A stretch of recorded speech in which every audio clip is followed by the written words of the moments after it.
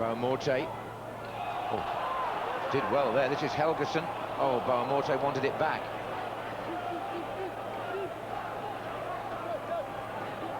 Oh, Henry's right on the edge of this defence, and goodness me, he's been found by Eboué, and for once, Thierry Henry's first touch lets him down.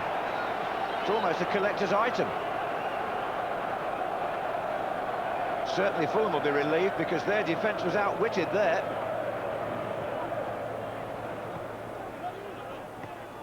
Good skill from Ljungberg and from Adebayor, but not on this occasion from Gilberto. He miscontrolled it. This is Morte. Good challenge by Kolo Touré, and a good pass too to Kleb. 3 Arsenal players to his left here, but he can't find any of them. Volt's a poor clearance though. Gilberto to Diaby, and now Henry, and he's gone past Volts, and he's scored! Isn't that just typical Thierry Henry? Well, over 200 goals for Arsenal, and onside here certainly, and had the one man in front of him. He just seemed to fox Maurice Volts completely, and then as Tony Warner went down, smashed it over him into the net. Thierry Henry's 21st goal of the season makes it Fulham 0, Arsenal 1. This is Touré. Gilberto. Oh, Arsenal have got 4 against 4 here. This is Freddie Ljungberg, and Adebayor comes in, and it's so easy, it's 2-0. And Arsenal have just got hold of this game by the scruff of the neck, and they've scored twice in 4 minutes. Adebayor has pulled away from the defence, the ball has gone inside the defender, and that's the finish that he was looking for. 34 minutes gone.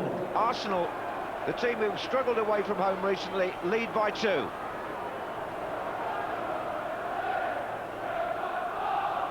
Well, there'll be some discomfort on the part of Chris Coleman as to how his defence has been pierced here twice, and it may be again. Adebayor once more! Could have been 3. And the expression on his face suggests he thinks he should have scored. Elliott to Malbranque. Well, it was Arsenal's half, there's no doubt about that. And it really came to life in the space of 4 minutes. Not a happy half for Chris Coleman and Fulham. And as the players go off, a disagreement between Zat Knight and Moritz Volts. Look at this, and Knight actually has pushed Volts in the face, and it's Thierry Henry of Arsenal who has to step in and restrain Zat Knight. Goodness me, I don't know whether that's going to carry on in the Fulham dressing room, but somebody had to step in and calm Knight down.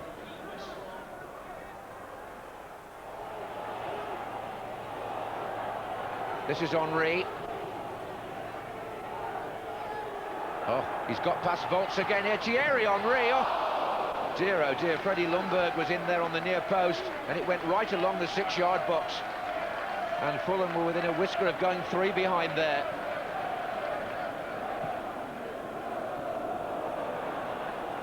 Oh, it's Kleb with Henry in a dangerous position again. Can Knight get to him? No, he can't. And Henry sets up Adebayor, who misses. That was a sitter. Brilliant build-up play by Henry. Talk about laying it on a plate.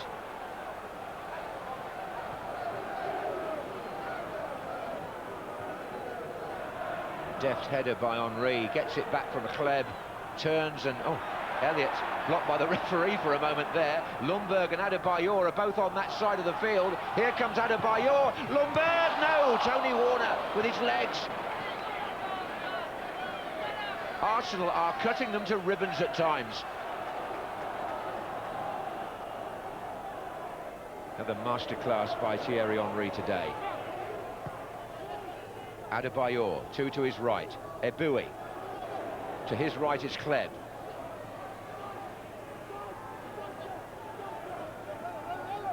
Eboué. Diaby with a real chance for his first Arsenal goal, and Warner's there again.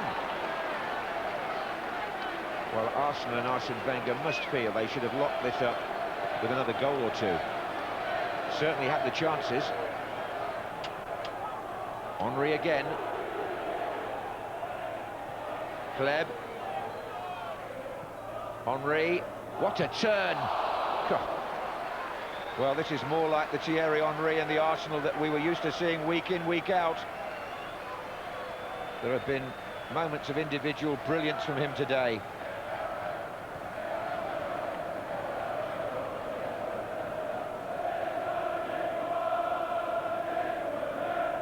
Henry tries to get Ljungberg in. Oh, he may have done so. Freddie Ljungberg! How close can Arsenal get to this third goal without actually scoring it? Well, here Freddie Ljungberg dancing through. Once again, you've got to congratulate Warner.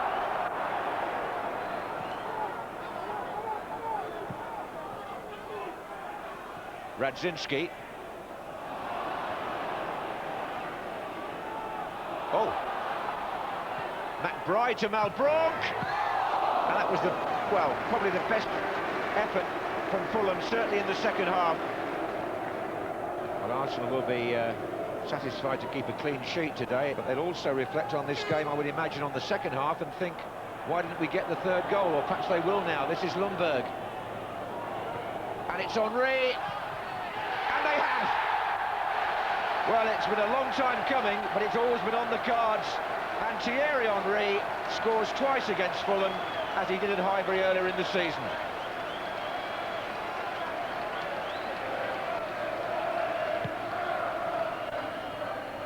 Diaby, and now Ljungberg.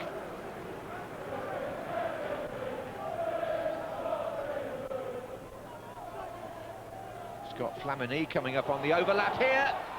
And Flamini pulls it back, and Fabregas has made it 4. And I have to say that's a fair reflection of the game. Arsenal have been in a different bracket to Fulham today. I thought it would take Arsene Wenger a few years to put Arsenal back to where they were. But I think you're looking at that performance and that team, you know, I thought they were absolutely outstanding. I think Thierry Henry's performance was probably one of the best individual performances I've ever seen. Today he was immense, yes, and but the whole team played very, very well, I feel, and of course then Thierry becomes even stronger. Two of your players almost came to blows at half-time, Volts and Knight. As their manager, what do you say to them? I was happy about it. I was glad there's a bit of passion. They weren't happy that we were 2-0 down. The balls, you know, one of the goals had come from that side, and Zap and Maurice had their own opinion.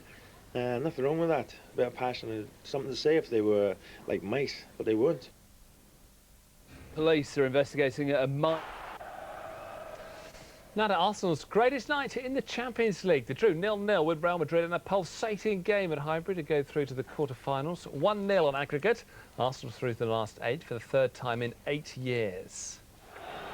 It was a tremendous game. Both sides could have scored in. Only British club through to the quarter-finals. Congratulations, Arsenal, you're through. How did you do it? Well, I felt we had 2 good games. Tonight was another demonstration that you can have a great 0-0. I have to say it's amazing, you know. Once again, you know, we're going to go through to the quarterfinals, and now we can relax a bit for 2 weeks in that competition. But it was tremendous. I think you saw today with a great desire and commitment, you can achieve a lot of stuff. How disappointing was it for you personally? It's disappointing anyway, going out at any stage of any competition, but you know, I've said this first time that I've come back to London, and I wanted it to be a happy occasion, but it's not so. We had a little bit shaky start, I felt, in the first 10-15 minutes, and after the team is something is happening in the team, you know, they're gelling together, they're growing together, they're very young, but they've shown character. And that's very good for our club. I would like to say that I don't know if you enjoyed it, but on the pitch I did enjoy it. You had everything on it, you know. A bit of suspense at the end. We had a lot, yeah, obviously, but you know, it was great. I think the both teams tried to play and had some chances. You know, it wasn't like a boring game, a boring 0-0, if I can say. But hey, you know, the most important thing is we went through, and we didn't concede a goal home and away against Real Madrid, so that's always something special. Another barren season for Madrid. Do you think there'll be big questions asked? Yeah, there'd always be big questions asked of a team as big as us and a club as big as us when we haven't won anything just one season, let alone 3 seasons. And, you know, the likelihood of us winning nothing this season again is looking, you know, as if it's going to happen. So, you know, there will be questions asked. Does this mean the break-up of the Galacticos, do you think? I don't know. We'll see. I think that that'll be down to the new president, the managers, and everyone involved at the club. But we'll see. How proud are you? You are the last British club left in the competition. And what would you like in the draw? Or if you like, what wouldn't you like? Well, I cannot tell you that, but we are very proud, of course, and we try to represent England now, the Premiership, with dignity and with style, and fight as hard as we can in the quarterfinal to go through again.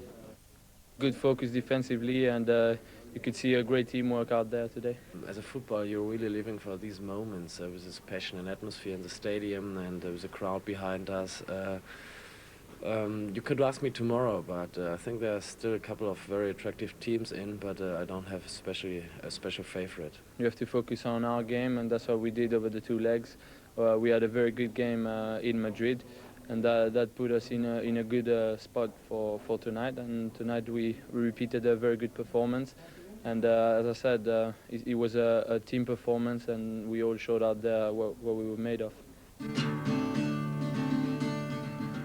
In everyone's cup of tea, but he's been in outstanding form for the Gunners over the last few weeks. He has, and he turned in a wonderful performance. It was needed on the night because they knew that Real Madrid point in the game, really, because I felt had Real Madrid scored then Arsenal would have been up against it. I mean, plenty of outstanding players for Arsenal last night. We thought that Alexander Hleb played brilliantly as well, but again, we've talked about him so many times, but Thierry Henry once again bossed it from start to finish. Yes, I think he had great confidence from the superb goal he scored in the first leg, but on the night, I think the thing so many times how important he is, and if Arsenal are going to win the Champions League this year, that man holds the key. OK, let's talk about the quarter-finals and the semi-finals, and the draw for that's going to be made tomorrow. Tell us who you think Arsenal do want and who they definitely don't want at this stage. Well, I think there's a number of what you would say big teams left in the competition at the moment. The top 2 there, AC Milan and Barcelona, would be 2 that they would want to avoid. I'm not so sure or feel that Arsenal would be too worried if they pulled maybe Lyon or Villarreal. Lyon are a good side, yeah, but I think Arsenal would know a great deal about them.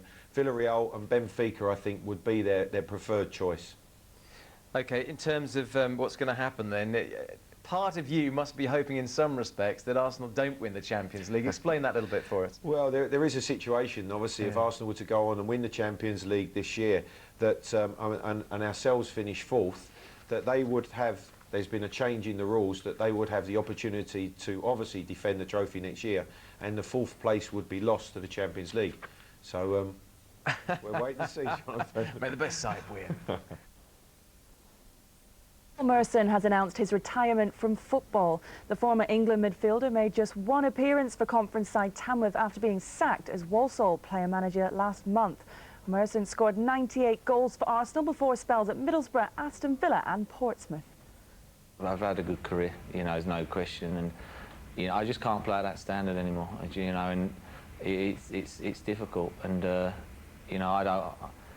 You know, too many young kids running, whizzing past me and taking the ball off me, and I just, you know, it's time now. You know, 10-year-old kids are watching you play with their dads, and, you know, their dads are saying, he's a good player, he's a good player. You know, and by the end of the game, the kid's probably looking at his dad going, you got a clue, Dad, or what? He can't even play. So, you know, I don't want to finish like that. At Grays last week, people, when I was sub, were saying, you're going to come on, we come to watch you, and, you know, things like that, you think, well, you know, I don't want to embarrass myself in front of people anymore, and that's the case. You know, I have to move on now and think of something else to do, but you know, that's it. You know, I have a lot of memories, a lot of things to look back on in football, but you know, it just goes so quickly. It's so, you know, if you could just get hold of a young kid and say to him, you know, make the most of it. It is difficult, because when you are a kid, you think you're going to play forever. And I see Teddy yesterday. I was with Teddy Sheringham yesterday, and you know, he looks fit still, and he's worked hard, and you know, he's a credit to football. You know, me 2 years younger, you know, and it's just caught up with me. When you're a kid, you dream of, you know, scoring in a cup final at Wembley. I scored a goal in the Coca-Cola Cup in a final at Wembley. To play for England at Wembley and score, I've done that. You know, them kind of things when you're playing in the park with your mates and you're kicking balls around and playing Wembley and whatever games from World Cup. You know, I was lucky to do all of them kind of things. So, you know, I'd never moan, and I played for, you know, for one of the biggest teams in the world, you know, in my eyes. Fabregas. After an impressive debut for Spain last week, he enhanced his growing reputation by helping the Gunners overcome Real Madrid in an epic Champions League tie on Wednesday to set up a quarter-final meeting with Juventus. And he told Ivan Gaskell he's enjoying life at Highbury. What are you, 18? Yeah. Living in London, 18, footballer, the world at your feet. What's it like for you? For me, this is becoming like a dream. Well, not becoming, it is a dream.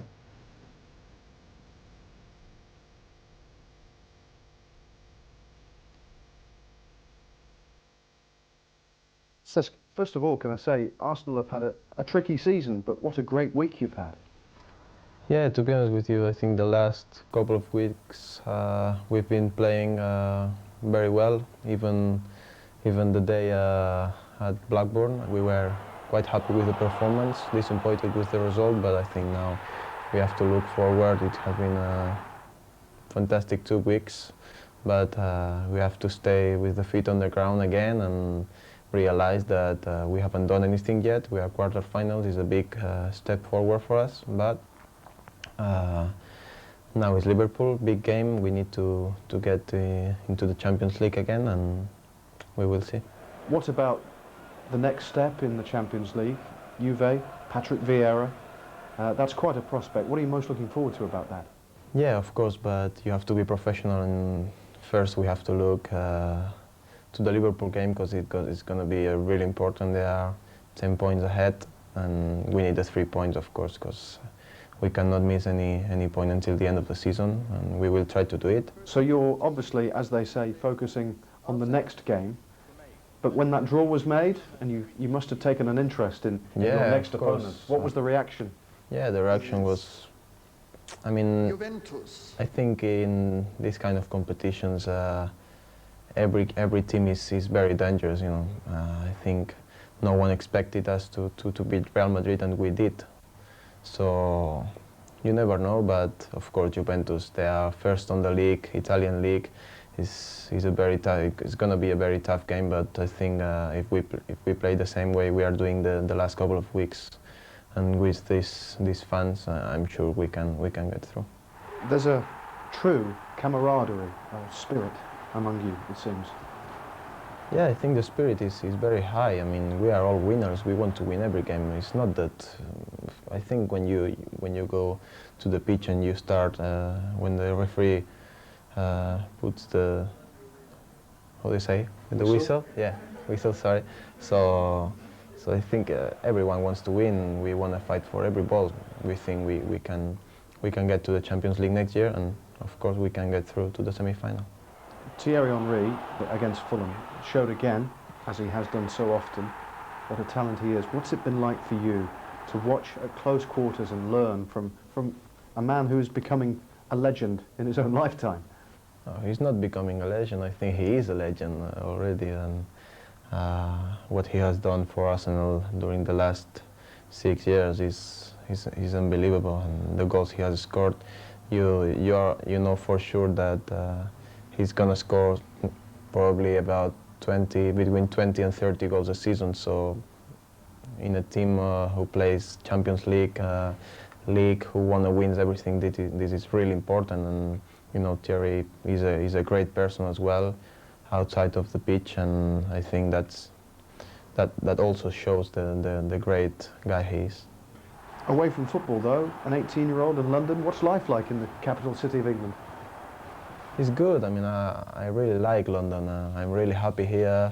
I love enjoying for this club with these teammates, and you know, at the moment there's nothing wrong. So I'm really happy. And when you are happy playing football, that's why you are here, and that's what you like. Then the life it becomes easier and easier. By the way, pinch yourself. You're not dreaming. This is actually happening to you. Yeah, I know. It's difficult to believe for myself, for my family, because 3 years ago, I was playing for under 15 at Barcelona, then playing for reserves here, and now I've been playing 2 seasons, 2 complete seasons with Arsenal. But as I said before, I'm really happy here, and you know, playing with this kind of people here and working for them is brilliant. These are certainly good times for Ces Fabregas. Paul, good to have you on the programme. How impressed have you been by the young Spaniard? Very. Our old 18 years of age, he's been outstanding. You know, he's got good players around him. You know, Gilberto, you know, playing beside him, and Vieira last year. You know, when you're playing beside players like that, it does help. And to be fair to that, he's come on, he's played for Spain, and for me, he could be one of the best midfield players in the world in a few years' time. The young players are certainly showing their potential now. Yeah, Wenger, you know, he's had to put a lot of youngsters in with the injuries they've had, and you know, he knows a player. You know, that is one thing he's great at, and you know, when he gets a player, and to get him from Barcelona and put him in the team, and he's getting better and better. But he will have a dip, you know, at that young age. You know, he did go through a little spell during the season where he didn't play that well, and you know, he's just picked up again now. But you know, he could be a great player. Sure, Laura, a lot's been said of the younger players, but I suppose the old guard have played their part. Gilberto, we saw what he did against Real, and Jens Lehmann, you know. Jens Lehmann's been outstanding. Yes. I mean, he's still nutty. You know, he is, and he's just nuts, but he's an outstanding goalkeeper. But I think if you watch him in the Champions League, they're virtually playing like with 5 in midfield. It's made such a difference. All of a sudden, Kleb looks like a proper player. Looks like the player that they originally signed. Reyes the other night, and Freddie Ljungberg. I don't know what's happened to him. He's now playing more central position in Europe, breaking from midfield.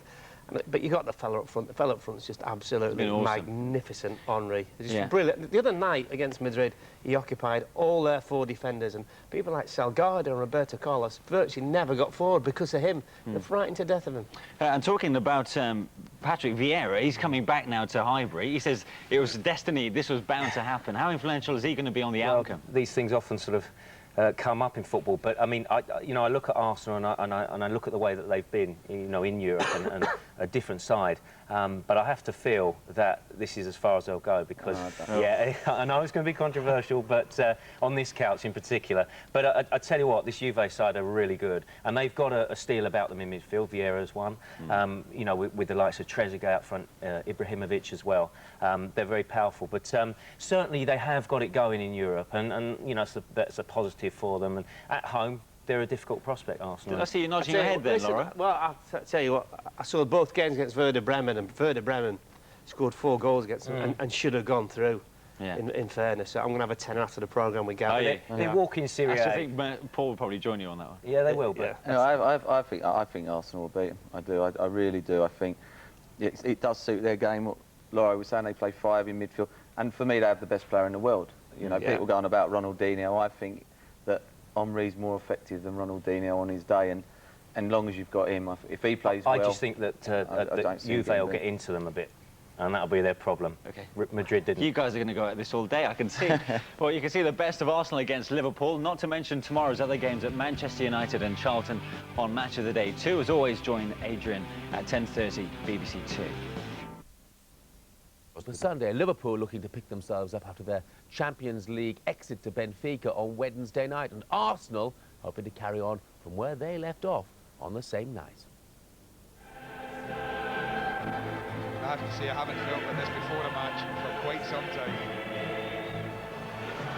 Even by Anfield standards, the atmosphere, something special tonight. Of unbridled joy. The London club have knocked out Real Madrid. It's been an enthralling evening. And it's Arsenal's evening.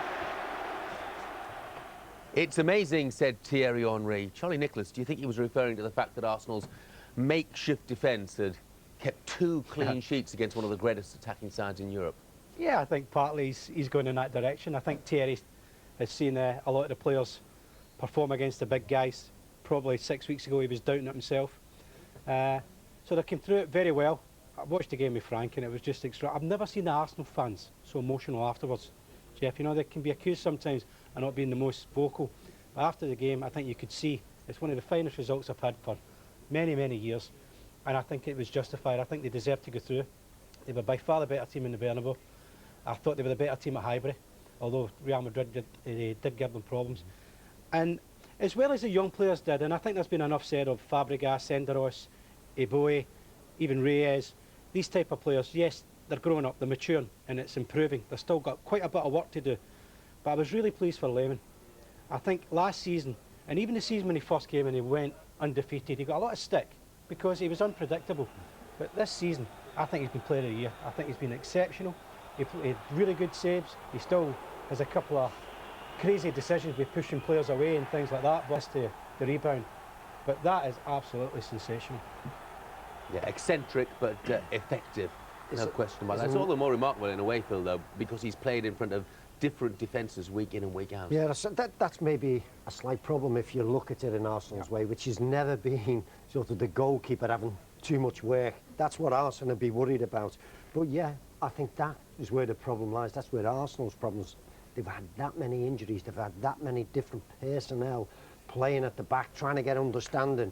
So if your keeper's done as well as he has, it is a fantastic situation to find themselves in. I'm looking at it. I've seen Charlie and Frank watching it the other night, and it just reminded me of sort of the great Anfield nights, which we've had loads, but that, you know, was extra special. It's what makes things great. It's why it's such a great tournament, and you've got to compliment Arsenal. I don't want to be a killjoy, though, but you're going to be. I am, yeah. I think it was great, but I don't think Real Madrid are that clever at the moment. I think they're on the way down. I mean, yeah, they've got Ronaldo. Looks as though he's fell out with everybody. He wasn't coming into the game. They were in great form, though. That's right. No, but what I'm saying, you look at the league table in Spain. That tells you. Yeah. All right, Barcelona and Valencia, the great Barcelona, fantastic side. But I don't think. I mean, have a look at them at the back. But really, current form. Have a look at them at the back. Form going into the first leg. Have a look at Real Madrid at the back. So. Arsenal will have a test in the next game in Europe. You're a killjoy. You are a killjoy. Do you take me point? I'm just trying to point at Real Madrid aren't as clever as I'm quite happy that people, I don't think they're one of the people are looking at that side of Arsenal. I really am, because 6 weeks ago it was hard being an Arsenal supporter. Now it's turned to being exciting again. But they played Fulham and I did the game, and Fulham were hopeless. But Arsenal were brilliant. Real Madrid, I would agree, are coming to the end of their time. But Arsenal, 2 clean sheets against some great players. Finishing, but still great players. And now people are talking about Arsenal playing really well, but sometimes not playing against the stronger. The Juventus will be a massive test, but they've got a real chance. Before we move on to that, it's just one moment that epitomised the whole Arsenal spirit that night. And you just see it now. It's a brief moment from Freddie Ljungberg, and it was just a case of they will not pass. Yeah. And that seemed to be what they were like. That's a great attitude. Your manager will be looking at that thing. That's what I want from my man who's charging down a free kick. Give me that every time, and I'm a happy man. And it was at a vital time as well, wasn't it? It was just in about the last 5 minutes or something like that. That's his job, to block it if he's on the end of the wall. Block a free kick. Thanks, lad, for blocking a free kick. That's his job. It's his job to block the free kick. They don't always get that close to the ball, though, do they, by the time they're shooting? Well, I didn't, because it wasn't that quick. He had to fight his way past the man first as well. I would have given up the fight. Well, I know. The bloke stepped in front of me. Had a row with the wife. It's misery. Have you not had much sleep lately? By the way, you wouldn't have you on the edge of the block, would you? No, that's true. You'd say, Matt, get up the pitch. I'll be at the back post. Are you concerned at all, Charlie, by the fact, you know, as has been well publicised, there were no Englishmen wearing Arsenal shirts on the field that night? Could they give a damn as this guy's was good? Well, no Brits. You'd rather that way, no British players. No, I'm not concerned, because Ashley Cole will come back and get into the team. Sol Campbell, if he's fit, would have been playing in the team. There's 2 or 3 others who have been given opportunities in the past. And we could lose the soul of British football, is what Alan Pardew said.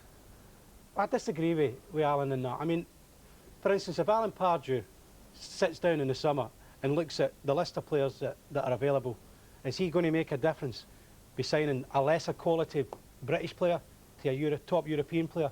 The answer would be no. I take some of the points that it's getting less and less in terms of British focus on it. But if they're good enough, Jeff, I can guarantee Arsene Wenger would put them in the team. He's tried Bentley, decided wasn't good enough. He tried Justin Hoyt, decided probably wasn't good enough. Ryan Smith, I think, out on loan. Pennant. So he's had lots of young kids, and he's got a lad from Southampton, and he believes in him, and when he's ready, he'll put him in the team. If the British players are good enough, Arsene Wenger will pick them. See, goal has put them in front. They've only lost once in 60 games at home under Jose Mourinho. Of course, that was that Barcelona first leg. So it's Juventus next, Charlie. Yeah.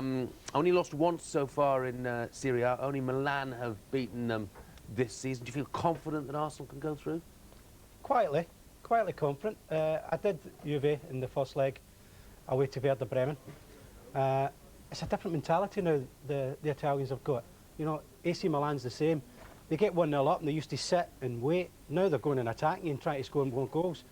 The Juventus at Bremen, who are a very attack-minded team themselves, Bremen, they were 1 down, eventually broke the offside trap, went 2-1 up, and you think, shut shop, here we go, famous Italian, but they didn't. They lost 3-2 because they keep attacking, because they've got very attack-minded players. But I'm pretty confident. I think defensively, although they're running away with the domestic league, defensively, Henry, Reyes, Perez, I think they've got enough quality and movement to really trouble them. The midfield will be the key area, the Vieira return and all that type of stuff. Emerson's a very good player. Trezeguet, very dangerous player. But I'm quite confident, and especially in the first leg, Jeff, because Nedved, I think, is one of the supreme players in the last 5 or 6 years. He's out, and I think that's a big bonus. And let's be honest, Juventus are only there because they had a yeah, significant helping hand from the Werder Bremen. I mean, has anybody ever seen anything quite like this before? I thought it was a bet when I seen it. It's absolutely astonishing piece of goalkeeping. It was astonishing. Jeff, he was brilliant, wasn't he? He had a great game. Great, the lad. It's that pink shirt. Liverpool played Juventus last year, and that's I don't think they like playing the English teams. I really don't, because they know the way they play, it's up and at them and everything. Liverpool went at them at Playing an Anfield. English team, are they, in the next leg? Pardon? English team. And they went at them right from the start and put a lot of pressure on them. And I don't think they'll enjoy going to Highbury.